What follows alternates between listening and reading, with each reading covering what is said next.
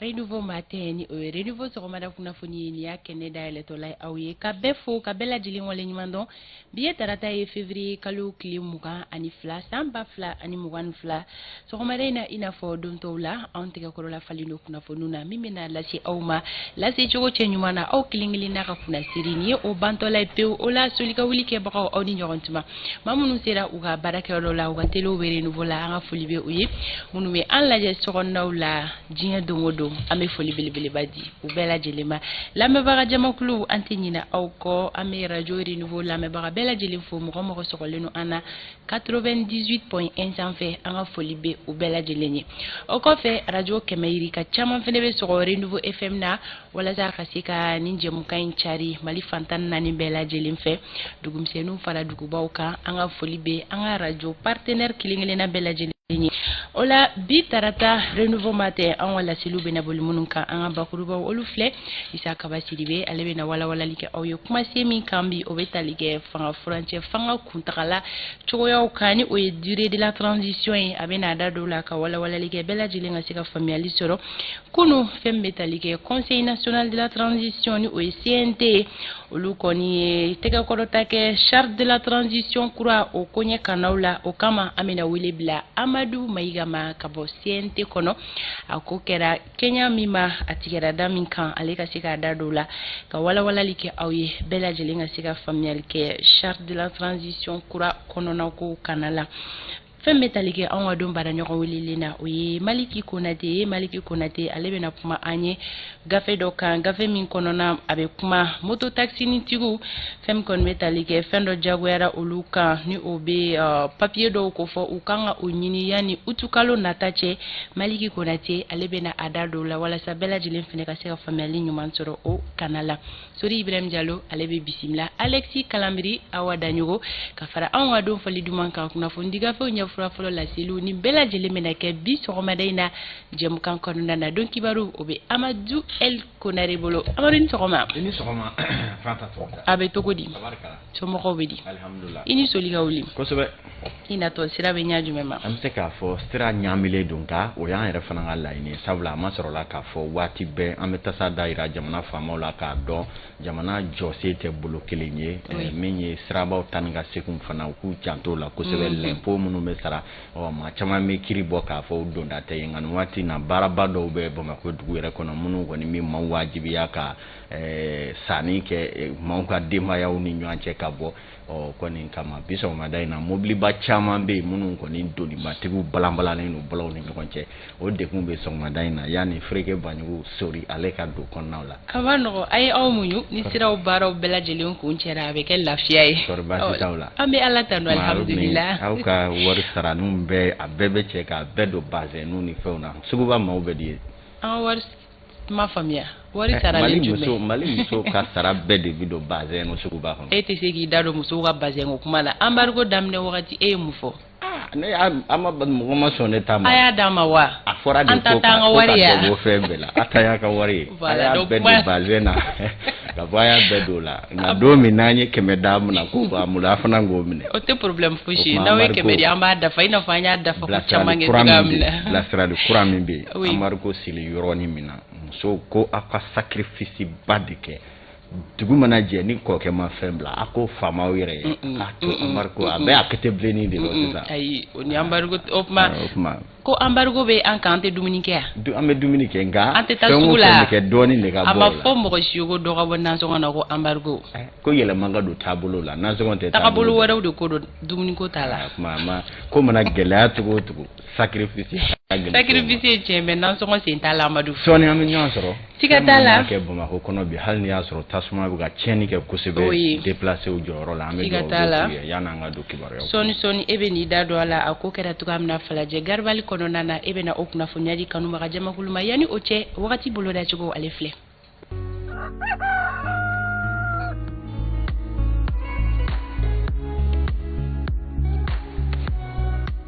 ko sankolo bena jɛya Mali marabolo kelenkelenna bɛɛ lajɛlen kɔnɔna la fo n'a bɔra Tawudin marabolo la Tawudinkaw fɛ yen nɔ nɔgɔ bena da kaba la fo nɛnɛ fiɲɛ o bena ci an ka marabolo bɛɛ lajɛlen kɔnɔ nka fiɲɛ fanga o tɛ bonya kosɛbɛ fɛn min bɛ tali kɛ gɔngɔn ci la o bena kɛ Mali marabolo kelenkelenna bɛɛ lajɛlen kɔnɔna la ni o bɛ kɛ sababu ye yɔrɔjan filɛli min bɛ daminɛ bi kilomɛtiri 7 ka taa bila 7 bɔɲɔnko la ko o filɛliw kɔni gɛlɛyaba bena na don a la a bɛ kɛ Mali marabolo bɛɛ lajɛlen kɔnɔ nka an ka kɔrɔ marabolo olu ka yɔrɔjan filɛli mun ni gɛlɛya bɛ don a la o bɛ daminɛ kilomɛtiri 6 ka taa bila 8 bɔɲɔnko la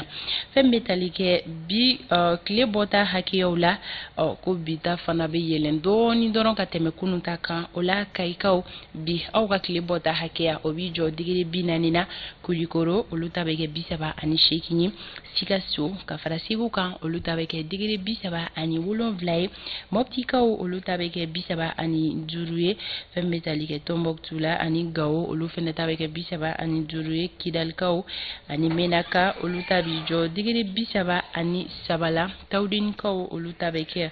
digiri 35 ye Buguni marabolo kɔnɔna na tilegan in na olu ka tile bɔta hakɛya o bɛ kɛ digiri 39 ye Kucala 37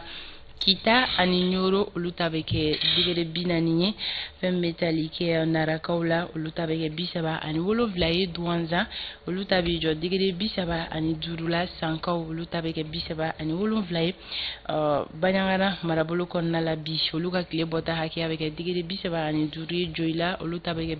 38 ye Bamako district kɔnɔna la ko nɔgɔ fitinin bɛ da kaba la sankolo o bɛ jɛya dɔɔni dɔrɔn fo nɛnɛ fiɲɛ bɛna ci a fiɲɛ fanga tɛ bonya kosɛbɛ yɔrɔjan filɛli min bɛ daminɛ bi kilomɛtiri 5 ka taga bila 8 bɔɲɔnko la o filɛliw ko gɛlɛya mankan ni bɛna don a la ka sababuya kɛ gɔngɔn bulon ye tile bɔta hakɛya bi jɔ digiri 38 na Bamako n'a lamini sɔgɔmada in na kɛnɛ cira nɛgɛ kanɲɛ 6 tɛmɛlen ni sanga 52 ye tile bɛna bi nɛgɛ kanɲɛ 18 mana tɛmɛ ni sanga 38 ye wagati boloda cogo ni ye bi tarata sɔgɔma ka di maliden kelenkelenna ma k'u ɲɛ bɛɛ lajɛlen ka segi tan ni bila don k'ala ka bi tarata tile hɛrɛ di an bɛɛ lajɛlen ma ni sanga kɔnɔna na an bɛ don kibaru kɔnɔna na kibaruya min mana kɛ an ka jamana kun kan fo ka fara an dafɛ jamanaw kan Amadu bɛna tɛmɛ n'o laseliw ye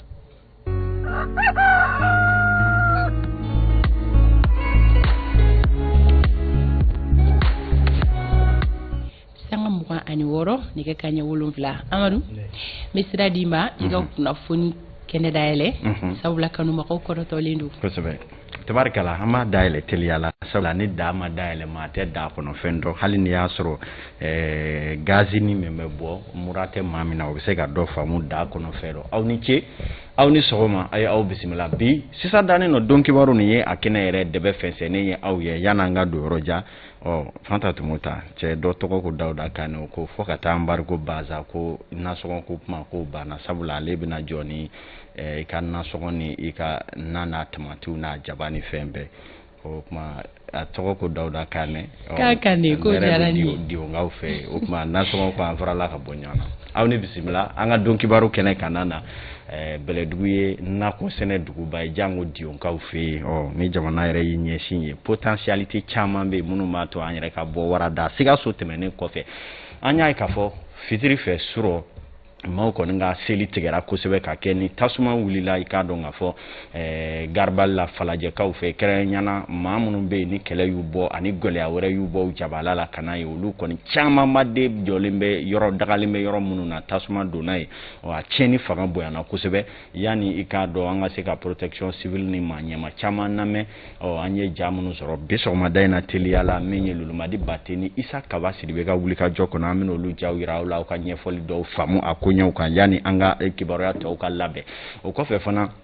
min ye ministre ɲɛma Dr Shogel Kokala Mayiga diɲɛ tubabu yɛrɛ ka kumaso kunnafonidilaw yɛrɛ y'a kanu sa k'a fɔ kuma caman fɔlen Mali ma olu yɛrɛ bɛ bɔ fɔ tubabu la ka se ka na kuma di Shogel yɛrɛ ma k'a lamɛn diɲɛ ma ka se k'a mɛn ORTM kan kumaw kɔfɛ ani anw yɛrɛ ka kan kumaw kɔfɛ diɲɛ korokara bɛɛ lajɛlen ka se ka Shogel ka hakilinaw mɛn Mali ko bɛ cogo min na bi a ka ɲɛfɔli kɛ an n'an dɛmɛbaaw ni ɲɔgɔn cɛ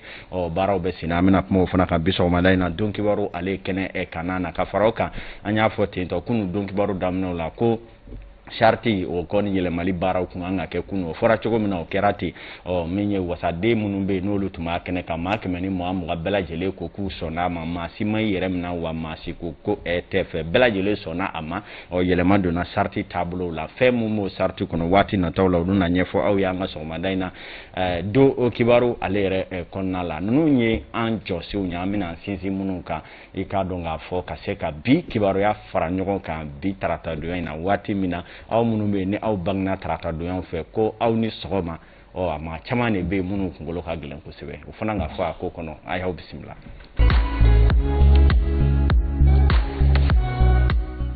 aw ni ce yan ne renouveau ka don kibaru kɛnɛ sigilen ye an minnu bɛ ye jabarani kɔfɛ ni aw bɛ anw ye walima aw bɛ anw mankan mɛn k'a dɔn k'a fɔ maa dɔw fana de birilen don tabaliba ninnu jukɔrɔ olu de bɛ baara ninnu bɛɛ lajɛlen lase aw ma wa dɔw yɛrɛ fana bɛ yen minnu ye ɲɛmaaw ye k'a daminɛ renouveau tutigɛbaw la olu n'u dugumamaw ka taa se jɔyɔrɔ ni jɔyɔrɔba bɛ minnu bolo nin bɛɛ lajɛlen de bɛ baara ninnu kɔfɛ hali n'a dɔw bɛ sunan na nin waati in na olu y'u ka labɛnw bɛɛ lajɛlen kɛ surɔ ni ka sɔrɔ k'a soli ka bɔ baara don anw bolo bi sɔgɔmada in na anw bɛna kibaruyaw lase aw ma. an tɛ taa yɔrɔ jan an y'a fɔ ten kunu fitiri fɛ maaw ka seli kɔni jɔko saba caman kun cɛra joona a ma sɔrɔla k'a fɔ min ye garaba la falajɛkaw olu fɛ yen nɔ min bɛ tali kɛ tasuma dɔ balila ka wuli an bɛ dɔɔnin min na i ko sisan an ma se ka min kun jɔnjɔn ni bugunatigɛ dɔn fɔlɔ yanni lamɛnliw ka se minnu y'a jira k'a fɔ o kɔni tasuma wulila ka baw bolo kɛɲɛ kosɛbɛ garaba la maa caman bɛ yen minnu ye maa ba caman ye minnu bɔlen don jamana yɔrɔ wɛrɛw la ka na jabala yen nɔ a ma sɔrɔ ni gɛlɛya ni degun sababu ɲa sababu ye waati tɛmɛnenw na min kɔni ye baganw tiɲɛni caman donna ko ninnu kɔnɔ nka an ka kibaruya ɲinina Lolomadi Bate ale sara ka kɛnɛ lasɔrɔ fɔ dugu tilara k'ale to kɛnɛ kan a ye ja dɔw sɔrɔ a kɔɲa koɲɛw kan an ka ɲɛma da olu ma. La an taara nin kɛra cogo cogo an yɛrɛ sigilen to ka tasuma minɛ an yɛrɛ ne ko n ka cɛkɔrɔba n tɛ wuli ka boli wa k'an bɛ boli ka taa ne ko an bɛ boli kɔni an bɛna jɔ tasuma bɛna an sɔrɔ yan a ko an kana taa yɔrɔ si ne ko ayi n ko an ka wuli n ko denmisɛnnin yɛrɛ tɛ ka minɛn labɔ a ko an ka yira Ala la n ko san 3 de sa o sa tasuma bɛna an kan an tɛ dɛmɛ sɔrɔ an tɛ fɛn sɔrɔ an tɛ yɔrɔ bila a ko an bɛ yɔrɔ bila ka taa min a ko an bɛ yɔrɔ bila ka taa min Ala y'i sigi yɔrɔ min na k'i bɛ sigi de ne ko an kɔni sɛgɛnna dɛ nin ye san 3 sa o sa tasuma bɛ bɔ ka na an kama san o sa tasuma b'an kama an ka fɛn bɛɛ jenna an ka bagan yɛrɛ bɛɛ tunna bi kɔni an ma foyi y'a sigilen dɔrɔn foyi an m'a ye an taara mɔgɔ tola la mɔgɔ ma tola an t'a dɔn fo ni Ala ye dugu ɲagɛn n'a y'a dɛ an bɔra Moti mara de banga de y'an bɔ ka na yan an ma kisi fana an ka fɛn bɛɛ jenna fɛn b'a bolo foyi to a bɛɛ jenna non ɲento ya ɲe tasuma ye ani ka ja dɔɔni bolla mita ja ne bɛ se tuma min na y'a sɔrɔ yɔrɔ bɛɛ donna ɲɔgɔn na bɛɛ ka baganw bɛɛ bɔ don k'u don ɲɔgɔn na nafolo ko don ni k'u ma k'a y'u to yen a bɛ se yɔrɔ min na Ala de b'a dɔn e yɛrɛ t'a dɔn a gana ne yɛrɛ seginna n bolila ka na n fana nana dɔw bɛ n fana kɔfɛ yan ne yɛrɛ seginna n nan'o lajɛ mais ne ye tasuma in kɔni ye cogo min na tasuma in de wulila an ni kɔrɔn cɛ déplacé ninnu ka yɔrɔw la bon vraiment an donni don ɲɔgɔn na don cogo sugu dɔ la an y'an seko kɛ garabali la k'a fɔ garabali la mɔgɔw ma u kana foyi bila bugu sanfɛ min ye bin ye bugu fana u kana jɔ k'a nɔrɔ ɲɔgɔn na u ka furancɛw bila kojugu.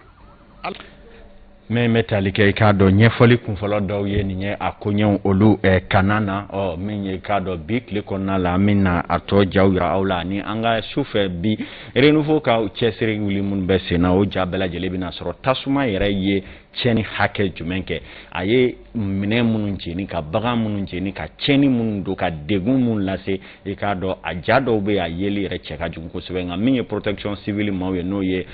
tasuma ani k'a dɔn k'a fɔ kasara kunbɛnnimaw ni a balibaw ni k'a dɔn k'a fɔ tasuma sala olu ye wulikajɔ ba kɛ kɛnɛ in kan na kɛrɛnkɛrɛnnenya k'a daminɛ Sogonikɔ fɔ ka se k'a dɔn sapɛri tɔ minnu bɛ yen n'u bɛɛ lajɛlen ye dɛmɛ kɛ a kɔnɔna la kibaruyaw bɛɛ bɛna sɔrɔ renouveau ka don kibaru kɔnɔ nka yan'o cɛ an bɛ dugawu kɛ tiɲɛni minnu donna Ala ka se ka nin bɛɛ lajɛlen kɛ ko ɲɔgɔn ye ka wele bila hali bi faamaw ma walasa hali bi jamana ka lakana bɛ kɛ wulibali ye bɛɛ lajɛlen ka segin ka taa i fa dugu la hali ni bɛrɛ t'i bolo ye bɛɛ ka y'i ka so an bɛ o laɲini kɛ kosɛbɛ n'an bɔra yen nɔ an bɛna jamana de ta cogo ko kunyaw kana na angoti jema kale do ka wuli ka jobolo da ka nyesi anga jamana ma bi minye mali ministre nyema Dr Shogel ko kala maiga kleflani na akoni mala ka dandige chamange dandige munu na bi fomi ma comment gila men ko da ya bi ko baraw ke wasa ka jira maula mau kamana gwane do ni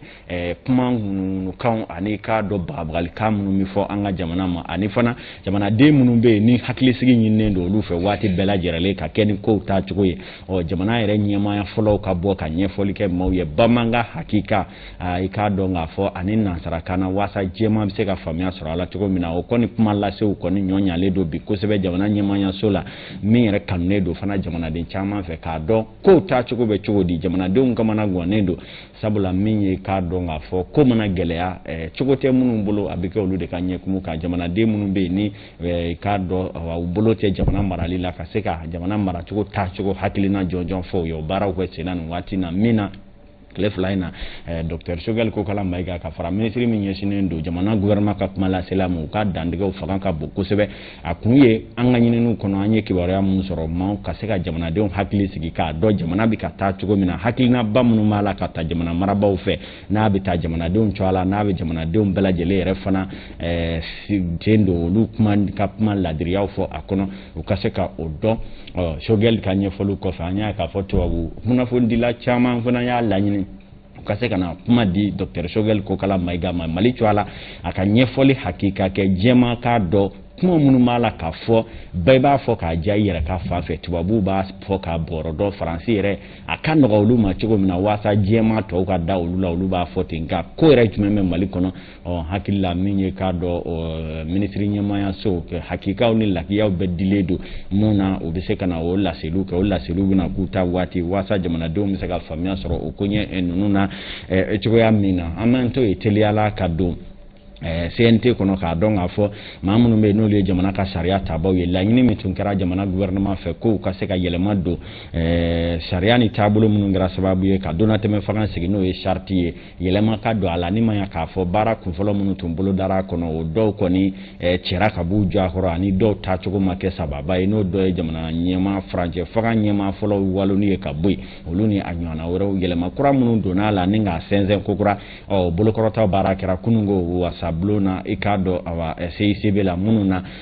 CNT chede bela jele munu tuma kene kan yuka songa fo kuma ka jira jamana duna ka fo ka ta kununa saka bla wati were yele maduna mari sharti la sarti mintu ya fo ko transition ka ke kalotani shekinye o koninte senable o kalo duru katabla kalo woro katabla sanduru la o baraw de be sena abina ko juman kilinye o lu konin na kuta wati were nga anga chede tumpe CNT la ye kuma di commission loi mado mo kanye fol kanye ni sharia senu yele mali baraka angulaje ba ira ka foko kabi transition damena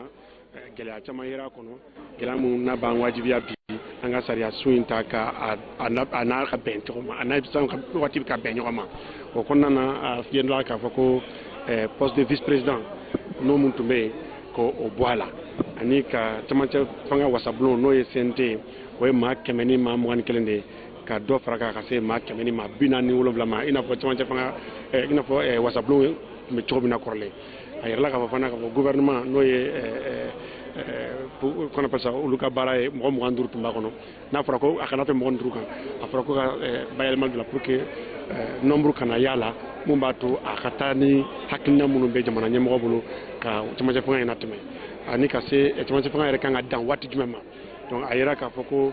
sarti mun mambolo otumba foko tamacha fanga tunye kalo tan ani shiki katalike jamana nyemo tamacha fanga jamana nyemo ka sukantilima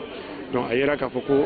o wati mun plan plane a corona ka soro amase ka kala fili wereke donc ayalla ka foko tamacha fanga danka ke ben assise national mun kera uluye mu fo de 6 mois à 5 ans donc on y amendement mun kera faraka he ka jira bela ka foko amangate ka wati fo andala ka daka wati amyoro ko misan kuma nyonya be mali ni CEDEAO ni Union africaine ni ha Nations Unies ni onche donc amangate ka wati fo bli nga am se kan soni sika nga ko tamacha fanga akanka kunche ni kalafili me jamana nyamo kuradi amma ni so jalen bari do ka fo ka nto nyogo u be afamia ka fo ko sharti be romna akunga nga elema ko chama kumbe no ni akumanga toti na kumfora ko vice président o ka poste o kuma nga supprimer ka boyno donc usona uma an sona fana ka CNT boya ka do fara a jama kan wala sa do kana fara an kan an ga je ka maliko kelen continuer ɲɔgɔn fɛ pratiquement bɛɛ de jɛna ni transition ka sariya furancɛ jama ka sariya yɛlɛmali ye o yɛlɛmali aw yɛrɛ b'a kun dɔn an nana a tɔ ye tile dama damani ye kalo 18 min kun dira transition ma o bɛ kun cɛ tabarikala min ye wasaden ni ka se ministre yɛrɛ ma olu ka ɲɛfɔli dɔw tun ye nin ye i ka dɔn Usumani Sagara ale ka kuma galama la k'a ladɔnniya k'a fɔ dɔ bɛna fara jama kan ko kura o fana bɛ ɲini ka kɛ a ta kunkolo waasi sabula dunni dɔɔni bɛ yɔrɔ o yɔrɔ ni o kɔni wele fɔra kaban bɛɛ lajɛlen bɛ girin o kolokurunba kan an bɛ don min na i ko bi don ka bɔ yɛrɛ daminɛna sa kabi surɔ maa caman bɛ yen minnu yɛrɛ dama bɛ ɲini ka fɔ ɲɔgɔn kɔ anw bɛ taa anw ka taa aw ka na anw bɛ taa kuma ciyalen don nka an bɛ don min na i ko bi maa dɔ minnu bɛ yen n'olu tun y'a laɲini fɔlɔ ka don CNT la ni olu kɔni ma se ka jɔyɔrɔ sɔrɔ nin bɛna kɛ garisɛgɛ ye olu dɔw ma olu ka jɔyɔrɔ sɔrɔ nka caman yɛrɛ ko minnu ye jamanaden ye u k'u jija a kana kɛ maaw cɛ dɔmaya ni namaya sira la ten ka taa miliyo caman min bɛ di u ma kalo o kalo u ka taa o minɛ k'o dun ka sɔrɔ faso bɛ gɛlɛya kɔnɔ dɔw yɛrɛ ka yeta la olu tun ko fɛn tun man ka fara jama kan bilen sabula ko nin y'a ta musaka wɛrɛ ye ka don an ka jamana kanna na nka minnu bolo bɛ jamana mara la ni maa hakɛ min bɛ se ka jamana ka sariya ko araw ɲɛnabɔ jɔsen bɛɛ lajɛlen la olu de kɔni ɲɛma yamaruyalen ye fɔlɔ minnu bɛ se ka hakilina jɔnjɔn ta a ko olu tɛna sira tigɛ u la Mali ale ni CEDEAO ka ɲakiliw kɔnɔna la UEMOA n'o y'an ni jamana minnu ɲɛ mɛ wari suguya kelen na i k'a dɔn olu kɔni ye ɲakili min bi Mali kan Mali faamaw y'a bɔgɔrɔ dɔn k'a fɔ damatɛmɛ wale ni bingali sariya sɔsɔli diyagoya an b'a bolo tuma min ka da aw kɔ waasa a ka sɔn an d'a ma k'o de b'a jukɔrɔ n'o tɛ ko sariya tɛ UEMOA ka tagaɲɔgɔn kɔnɔ mun bɛ se ka nin sugu ɲakila bi anw ka jamana kan min ye jamana bɛɛ lajɛlen bɛ tɔ bɛɛ bɛ sigi sariya dɔw ni bɛnkan dɔw kan o kama Mali jamana faamaw y'a kanu ka se ka sɛbɛn kɛ minnu ye sɔrɔnadomaw ye avocat ŋana olu ka se ka union